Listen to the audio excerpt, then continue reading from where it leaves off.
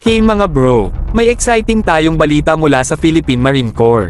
Isang dedicated unit na nakatuon sa pag-secure ng ating mga sea lines of communication, kasama na ang South China Sea, ay fully operational na.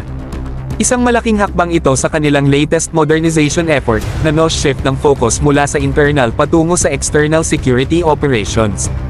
Ipinapakilala ang Marine Battalion Landing Team 4, MBLT-4, na ngayon ay opisyal ng recertified bilang Marine Security Battalion. Ang unang formation na ito ay specially designed para sa littoral operations, na mahalaga lalo na't maritime ang nature ng ating mga security challenges. Sa isang seremonya noong July 1, ang certification ng unit na ito ay inattribute sa increasing external threats and border disputes, na malinaw na senyales na seryoso ang Pilipinas sa pagtugon sa regional tensions. Isang notable incident na nagpapakita ng kahalagahan ng unit na ito ay nangyari noong June 17.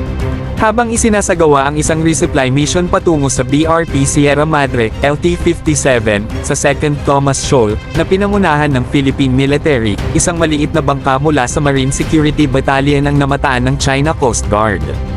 Pinapakita ng pangyayaring ito ang strategic role na ginagampanan ng mga bangkang ito sa pagpapanatili ng ating presensya at pagtindig sa ating mga karapatan sa South China Sea.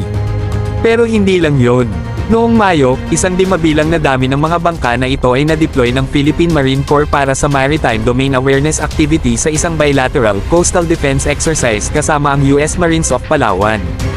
Ang exercise na ito ay hindi lang nagpapatibay sa ating maritime capabilities kundi pinapalakas din ang ating defense ties sa isang mahalagang kaalyado na nagpapakita ng ating commitment sa collaborative security efforts sa rehiyon.